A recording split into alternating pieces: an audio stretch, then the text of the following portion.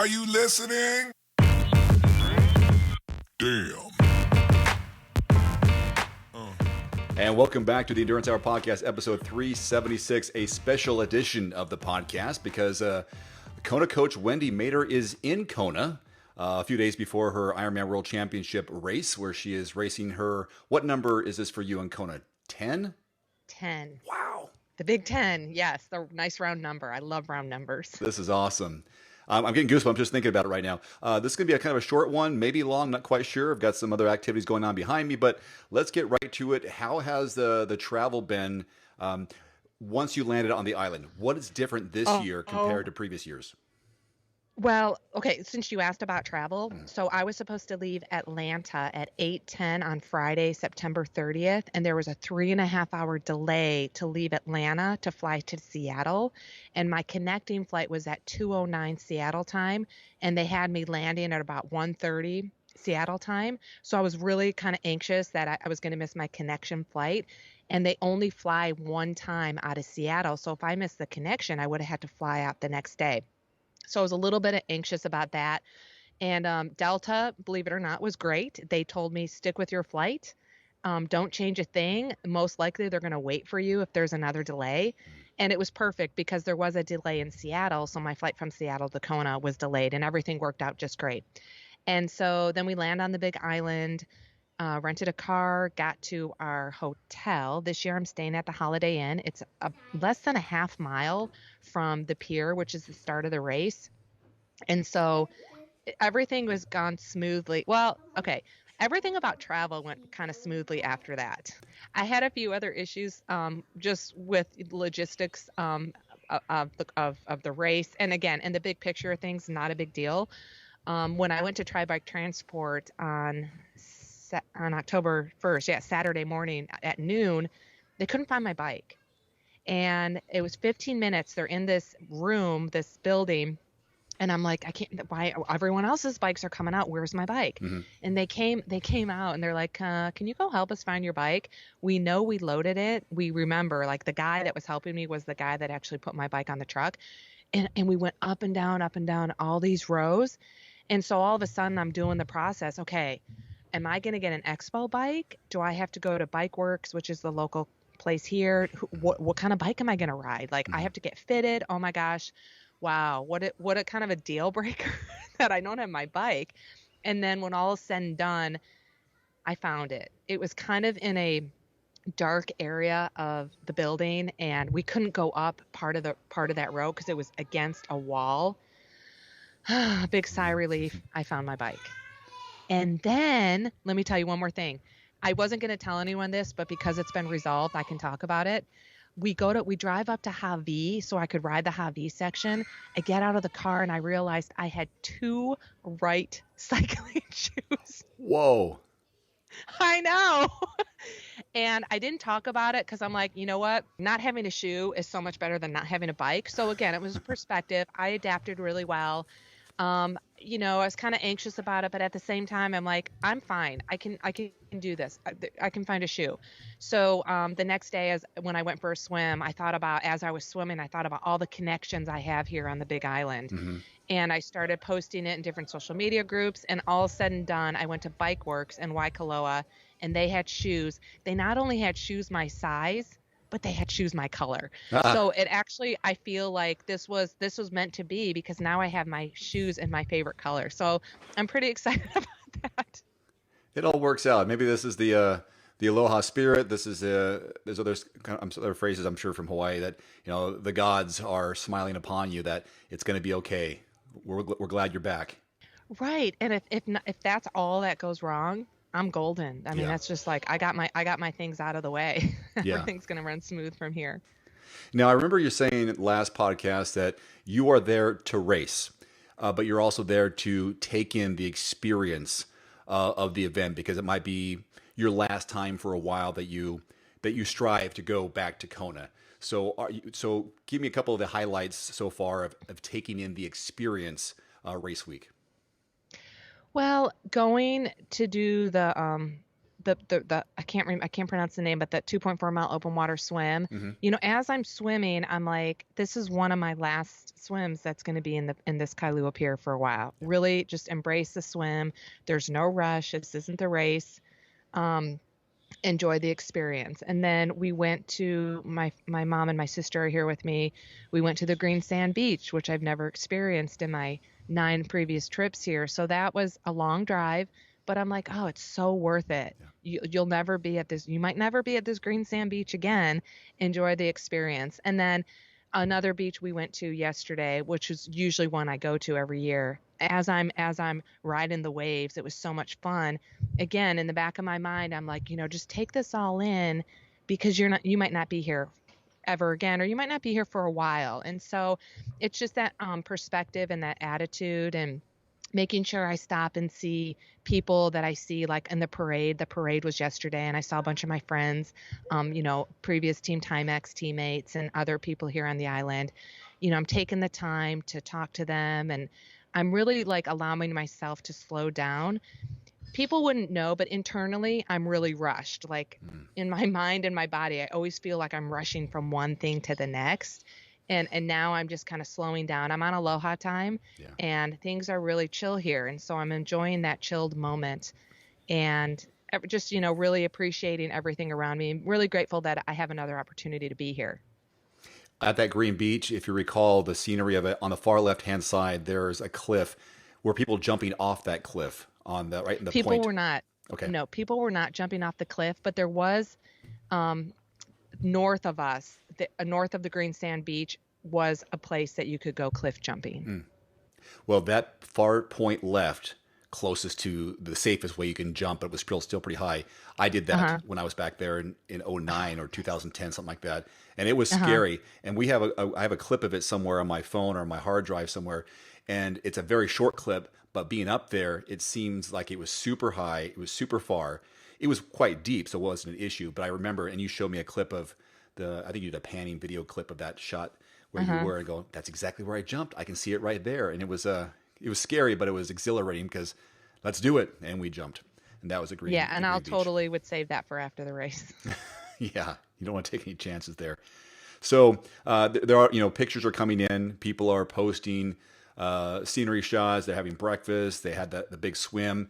And your swim, I don't know, it's a big deal or not, but it's posted somewhere, sub-hour on the 2.4 mile swim, which is the same course for the race, right? Right. And is that about Right. what you're hoping for? And that was relatively easy. Yeah. Yeah, I mean, I'm always here. I'm always like, I'm an hour swimmer, plus or minus a couple minutes, depending on the current, Hmm. depending on, my fitness level. And my swim training this year, I felt like was really less than previous years. I feel like I didn't put in the effort as much as I have in previous years. But like I've said before, I still got it. And to be able to do that practice swim under an hour with it feeling pretty effortless Yeah. was pretty cool. And it felt effortless because there was a mass swim start, and I allowed myself to actually get in a draft to hold me back. My intention was to hold back, but it helped to be behind a slower draft of swimmers that were slow, to make me really slow down. Again, I tend to rush, and I Yeah. didn't want to rush this at all. Mhm. So when I looked at my watch with another 500 yards to go, I'm like, oh my gosh, I think I could break an hour. This is cool. And that was it an in water swim, or would people from Digby Beach kind of like go into it and begin as a mass? How'd it go? Well, there were so many people. So they Yeah. capped it off. There were probably close to 800 people. And so they told us it started at 7:30 Sunday morning. And so they were getting us in the water Mm. around 7:15. Okay. And of course, again, another thing, I'm like, oh my God, I put my goggles in my dry clothes bag. I had to run back and get my goggles. So I got in the water at about 7:25, and I waded myself to the start line, which is the start line of the actual race day. Got it. And then they didn't do a cannon, but they did a loud noise horn, whatever, to start. Hmm. And it was a cluster. It reminded me how much you have to really be careful in mass swim starts, and how you could get hurt, you could get injured. Sure. And so again, another thing I was thinking about during the swim, besides how am I going to find a pair of shoes, was I'm not swimming in the pier anymore. I don't want to get hurt because if you remember when you just do your practice swims, people are going in all directions. Right. So the swim becomes more of a head out of the water. You have to sight because you don't want to run into anyone. Head-on And collisions, it yeah. made me, yeah, it made me realize, okay, this cluster of people, I don't want to get hurt. I need to, swim on my own space, on my own time. So, any celebrity sightings? The Triathlon Ironman World Championship community sightings. Well, when we were walking down, it was probably the first day, we were just kind of casually walking down to the pier and I saw a cameraman and I'm Oh, like, oh, that must be a pro. And I looked up and it was Mirinda having like a Kona slushy icy thing feeding her. I think it was her daughter. I can't remember. And it was hard to tell because she didn't have her entourage around her, but I'm pretty confident that was Mirinda, and her daughter or son, I don't remember, with the camera on her, just eating a Kona ice. oh, someone else was filming them. Someone else was filming them. They have a Tim and Rennie, I think maybe there's a podcast or a video YouTube channel. And their son's name is Finn, by the way. Oh, nice. Which is my son's name. I think my son was born first, so they copied me. Yeah, and for me, that's been about it. I got here Friday night, so we got here Saturday morning, and I did my thing Saturday and Sunday. But for the most part, I've kind of been staying away from the pier scene because there's just so many more people. I mean, there's 3 years worth of athletes here. Both men and women are trying to, check their bags in at the Gatorade tent for safety. And then they're all trying to get in the water. And it's really difficult. I mean, because there's just so many more people. It's hard to find people and coordinate with people about where you want to see them. And then for the parade yesterday, I was kind of scoping it out and kind of looking for people. But again, there were so many nations and so many people. It was just hard. Man, I remember we talked about the concern for supplies and service because of the more people being there. They're splitting it up for the men and women, but like you said, the backlog of athletes who are going to be there this week and what that's going to do for the economy in a good way, but also a stress on the economy. Have you noticed anything, whether there's signs or a chatter among people about how they're adjusting this year? Yeah, I haven't paid attention to any chatter, but the first day we were here, I went to Walmart and it's like everything was off the shelf. Like there was a storm coming in, like there was a hurricane coming in, or there was a tornado, or you were told, there's a winter weather advisory, go get all your bread, milk, and eggs type of thing. The shelves were pretty empty of everything except I joke around with my sister, except all the fake vegan meat products in the freezer section were still there, which was fine for me. And then yesterday we went to Safeway, and Safeway had plenty of food available, but it was a Monday, and so maybe they got some shipments in on Monday to restock the shelves. And then again, for me, I didn't even know this at the time, right across the street is a fresh vegan restaurant that they make everything on the island. It's really like just super healthy and just not really a lot of fake stuff. It's all plant-based, healthy, vegan restaurant. And I've been there 3 times. I go there every night to try something new. And that's just for me. And there's not a big crowd there either. So I've got to stay away from the lines on the restaurants, and I haven't made any reservations anywhere. When I was working for Ironman WTC, it was always a madhouse in terms of getting the next interview or all the activities because it was a packed schedule back then. The itinerary was very full. I would imagine that the itinerary for the athletes, because there's more athletes and everyone's just excited to be back, there's less space to hold all these people. Do you find that there is an energy level or even a stress level in the air on this week? It's just starting. Okay. It is Tuesday, but for me, it's a Thursday because it's 2 days before my race. Yeah. And so there is still a lot of men just arriving on the island because their race isn't until Saturday. And, like I told my mom and my sister on Saturday, I go, this place every day is going to look more and more full of athletes. They're going to start putting bleachers up, scaffolding. They're going to get the finish line ready. And so that's definitely has picked up a lot. And then again, I just don't want to I don't want to bump into anyone and get hurt. And so I'm really mindful of just trying to limit my time around crowds because that's when people just get bumped, and people, you miss stepping off a curb, and you can twist an ankle and stuff like that. But the pier this morning, just going down to the underpants run to the start, seeing the volume of swimmers, it was just insanely more than what typically happens. Yeah. I posted on the Endurance Hour Instagram account the clip that you sent, like 35 seconds of the underpants run. So that just got posted just to show people what it looks like as it returns to the island after a break of three years. This is what it is. 3 years ago. Yeah, 3 years. And yeah. yeah, Rock Fry, the guy who leads it, he had said at the end, because they were on stage giving away a raffle, he goes, "Oh my God, it's a mile. That's the longest I've ran in 3 years." Probably kind of so. funny. Yeah.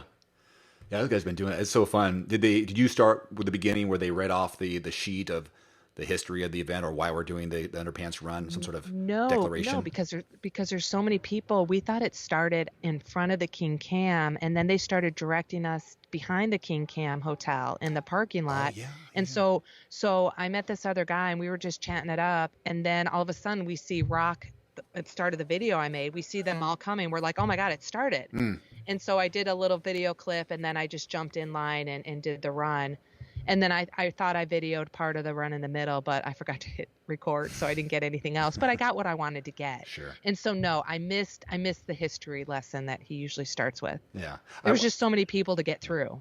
Oh my God. And the costumes, anything stand out? Anything memorable? No, most of the people were wearing bikini tops and bottoms. Okay. I actually wore a bikini top, and I wore my underpants that I purchased in 2017.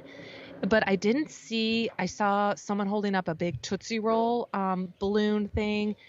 No, there were not a lot of costumes. And we were watching out, because I told the guy that I met, Aaron, that we were going to make sure we took pictures of all the funniest costumes. But for the most part, it looked like most people were in their sponsored, swimsuit like we used to have with Timex. We used to have, males and female custom made suits to wear in the underpants run. Yeah, there was one year, maybe it was just my local triathlon club. We all had big red afro wigs that we wore, and maybe some sort of red stuff around, like a tutu almost around our waists. At least the ladies did. Didn't see many wigs. I saw a couple, but not many wigs. Not many costumes. Just a different year. It's been a while. I think people were just happy that it was going on. Yeah, getting back to something normal. Now, your underpants run visor that you're wearing right now, does it say 21 on it or 22? It says 21. It does say 21 on it. So when you go register, you don't have to register for the underpants run, but I do, because the money goes to a local children's charity. Yeah. And you do that at the expo. And when you register, you have a choice to get a visor, a shirt, or I think a pair of socks. And I've gotten the visor, a shirt, or the underpants. I got the underpants a few years ago. I wanted the visor because I'm a visor person, even though it said 2021. I'm like, of course, they couldn't use these in 2021, so I'll take it. And then the shirts were pretty cool. If they have extra and we have to buy a shirt, I'll probably go buy a shirt. It did say KONA underpants 22, but I really wanted the visor. And they didn't have 22 visors? No. Oh, okay. Just 21. Interesting. So, speaking of visors and swag, have you already registered? You picked up your packet? I picked up my packet. So is the bike all labeled and the helmet labeled, those kind of things? No, I haven't done that yet. I actually picked up my packet, but I haven't dumped it out yet. I haven't looked at it yet. Okay. What do you expect to spend on KONA swag this year? Did you have a budget for that, or it just kind of like whatever happens, happens? I did have a budget coming down here, and it wasn't just for swag. It was mostly for souvenirs for people. Okay. I have a lot of people back home that are, helping me out with this trip and, coaching for me. I'm not coaching the kids, and, just friends and family. And my budget was mostly to buy them souvenirs. But I bought a pair of shoes because I needed to. And I got the display shoes, so they weren't expensive at all. I bought a pair of Hokas because I'm a Hoka girl, and they just are awesome. Yep. And I got the visor, so I haven't spent that much for me personally in swag. I'm mostly looking for other people.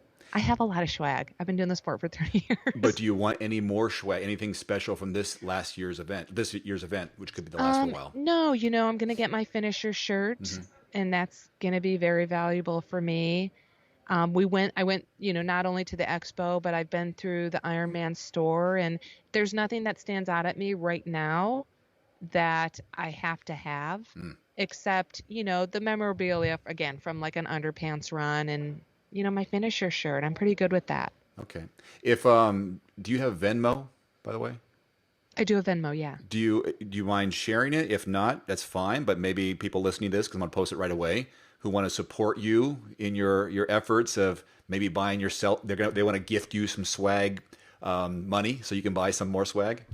Well, yeah, of course, I'll always take money. Okay. My Venmo is T2 Coach Wendy. Very T2 simple. Coach Wendy. So if you want to Yeah. Venmo Wendy, so she can maybe buy some swag and help support her efforts, kind of sponsor her in a way to say thank you, maybe for all the podcasting and videos and all the free content we've done over the years. Maybe that'd be a nice little way to do it.